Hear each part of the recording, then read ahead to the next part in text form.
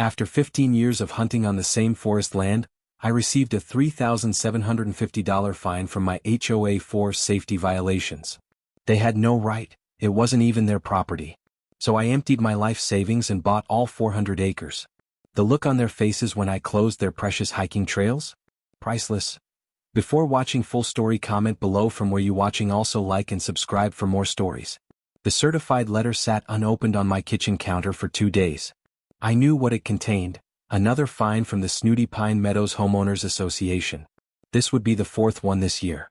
But when I finally tore open the envelope, the amount made me choke on my morning coffee. $3,750 fine. Violation of community safety regulations. Discharge of firearms near designated recreation areas. I slammed my fist on the counter so hard my coffee mug jumped. This was outrageous. I hadn't been hunting on HOA property. I'd been hunting on the adjacent forest land that had been used by locals for generations. Land that was owned by some corporation that had never cared about us using it. My name is Mike Townsend. I'm a 42-year-old construction foreman who grew up in these hills before they were taken over by fancy subdivisions and people from the city who wanted to play at country living while enforcing their city rules. I'd sold my family's original farmhouse and 10 acres to developers 5 years ago when work dried up during the recession. The only reason I'd agreed to move into Pine Meadows was because the real estate agent had promised I'd still have access to the hunting grounds my grandfather had taught me to use. I grabbed my phone and called the HOA office. This is Mike Townsend. I need to speak to Mr. Patterson immediately. Mr. Patterson is in a meeting, sir, replied the receptionist in a bored voice. Then interrupt him. This is about an illegal fine. 5 minutes later, Edward Patterson, the HOA president, came on the line. His voice oozed fake politeness. Mike, what seems to be the problem? You know damn well what the problem is, Ed. You fined me for hunting on land that doesn't belong to the HOA. Actually, Mike, if you'd bothered to attend the monthly meetings, you'd know that the HOA board passed a new safety regulation last quarter. No hunting within 1 mile of any Pine Meadows amenity.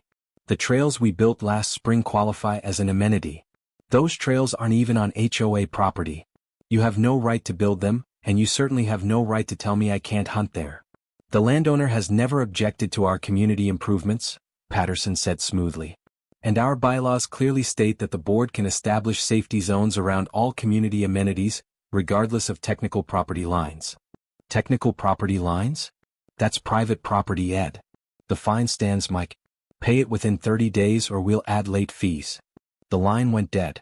I hurled my phone across the room, barely missing my hunting trophies on the wall. This was the last straw. Ever since I'd moved to Pine Meadows, the HOA had made my life miserable. They'd fine me for my truck being parked in my driveway, commercial vehicles must be garaged, for the shed where I kept my hunting gear, unapproved structure, and even for the American flag I flew on my porch, oversized decoration. But this was different. Hunting wasn't just a hobby for me, it was my heritage. My grandfather had taught my father on that land and my father had taught me. I filled my freezer each year with enough venison to last until the next season. It was how I connected with my past and with the land. I tried to calm down and think rationally. I needed information and I knew just who to call. Mitch Crawford, answered my old high school buddy who now worked as a county clerk. Mitch, it's Mike. I need to know who owns the forest land behind Pine Meadows. Hold on, let me check. It's registered to Evergreen Holdings, a subsidiary of Westlake Investments. They've owned it for about 15 years.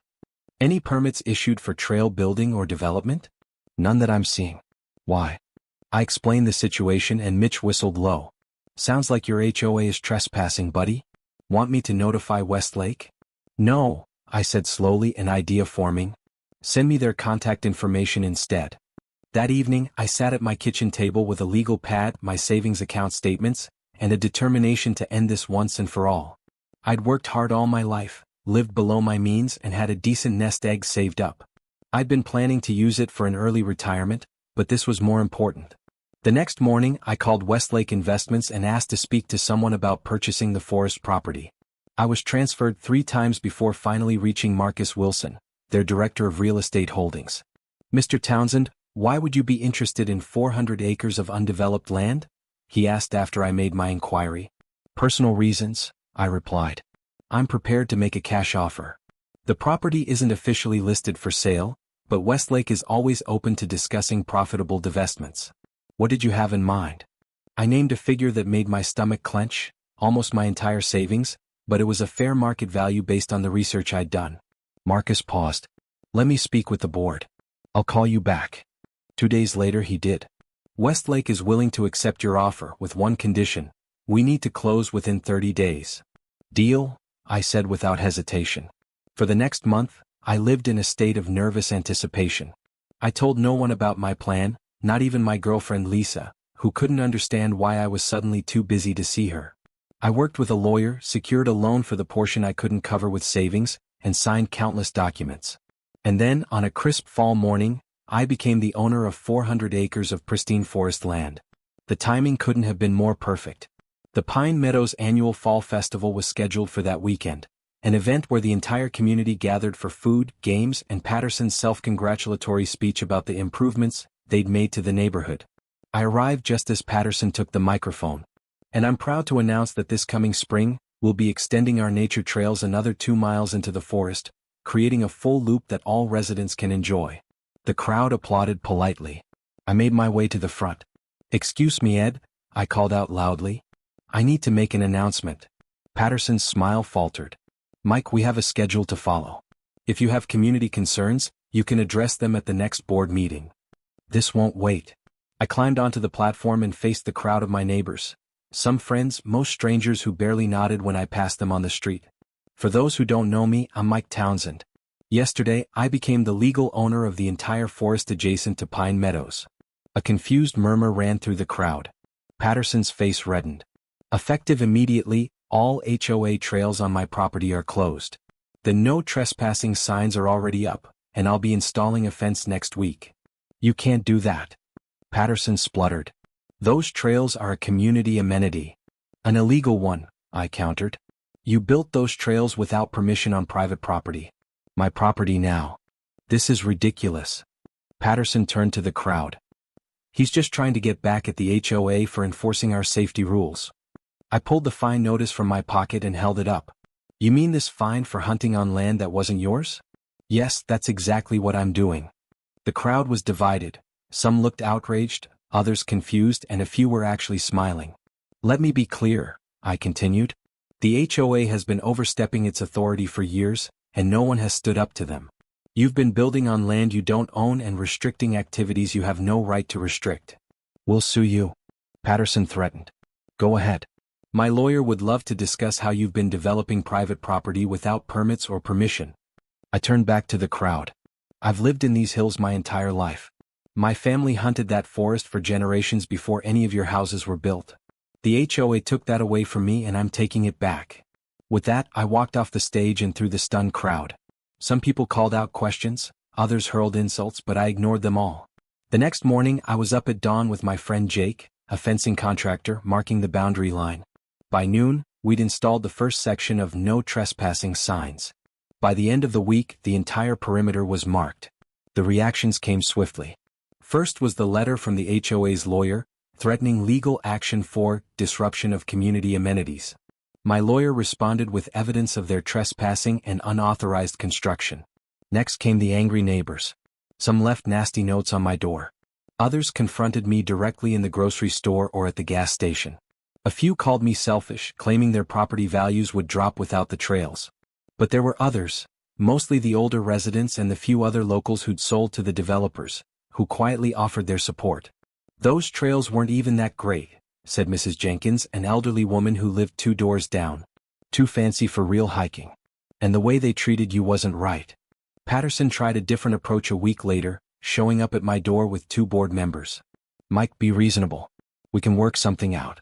The HOA could lease the land from you. Not interested. We could buy it back at a fair price. I laughed. You don't have enough money? Patterson's friendly facade cracked. You're punishing the entire community because of one fine. Is that really the kind of neighbor you want to be? The kind of neighbor I want to be? That's rich coming from you, Ed. Your HOA has fined me 7 times in the past year for everything from my truck to my flag. You've made it clear what kind of neighbor I am to you, a problem to be regulated and controlled. Well, now I'm a problem you can't solve with a fine. I closed the door in his face. The neighborhood was divided for weeks. The HOA held emergency meetings. Petitions circulated. Someone even spray-painted "selfish" on my mailbox. I didn't care. For the first time since moving to Pine Meadows, I felt in control. That Saturday, I went hunting on my land for the first time since buying it. The peace I felt sitting in my grandfather's old hunting blind was worth every penny I'd spent. When I returned home that evening, Lisa was waiting on my porch. We hadn't spoken much since my land purchase. "You could have told me what you were planning," she said. "I wasn't sure it would work out. Everyone's talking about you, you know. Half the neighborhood thinks you're a villain, and the other half thinks you're a hero." I shrugged. "I'm neither. I'm just a guy who got pushed too far." She studied me for a moment. "What are you going to do with all that land?" It was a question I'd been asking myself. "I'm not sure yet. But I know what I'm not going to do. I'm not going to let anyone tell me how to use it." 2 months later, Pine Meadows held another HOA election. Patterson was voted out, replaced by Maria Gonzalez, a retired park ranger who'd moved to the community the previous year. Maria came to see me a week after taking office. "I'm not here to ask you to reopen the trails," she said before I could speak. "What the previous board did was wrong." "Then why are you here?" "To listen. You know that land better than anyone. If you ever decide you want to allow limited access again, I'd like to know what terms would work for you. No pressure, no deadlines." Her approach surprised me.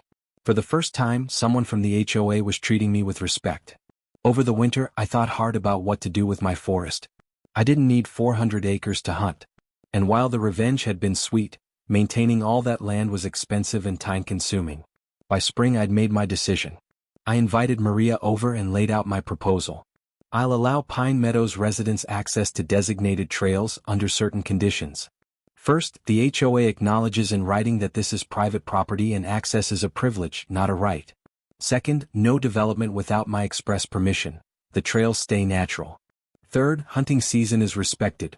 The entire property is closed to hikers during deer season." Maria nodded. "That's more than fair. What about the fines they issued you?" "All rescinded, and a public apology at the next community meeting. I think we can manage that." A week later, at the community center, I stood next to Maria as she announced our agreement.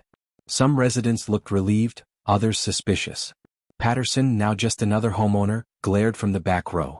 "Mr. Townsend has generously agreed to allow limited access to his property," Maria explained.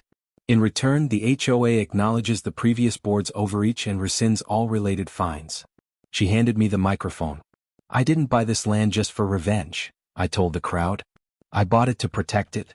My family has hunted these woods for generations, respectfully and sustainably. I want to share this land, but on terms that respect its history and my rights." Over time, things changed at Pine Meadows. The new board focused on actual community building rather than petty rule enforcement. The hiking trails became simpler, more natural paths that followed the contours of the land. During hunting season, residents respected the closures.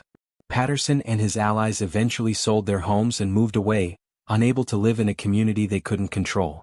As for me, I found an unexpected peace. By standing my ground, I'd not only preserved my family's hunting tradition but also created something better for everyone. The forest remained wild and free, yet shared on terms of mutual respect. Sometimes I'd encounter neighbors on the trails, and instead of the awkward nods we used to exchange, they'd stop and chat. Some even asked about hunting, curious about this tradition they'd previously feared and misunderstood. The greatest irony? My property value doubled after the forest was secured as a permanent natural area. But I had no plans to sell. Some things are worth more than money, like standing up for what's right even when the whole world tells you you're wrong. And every fall, when I sit in my grandfather's hunting blind watching the sunrise filter through the trees, I'm reminded that sometimes the best revenge isn't about closing doors, it's about opening them on your own terms.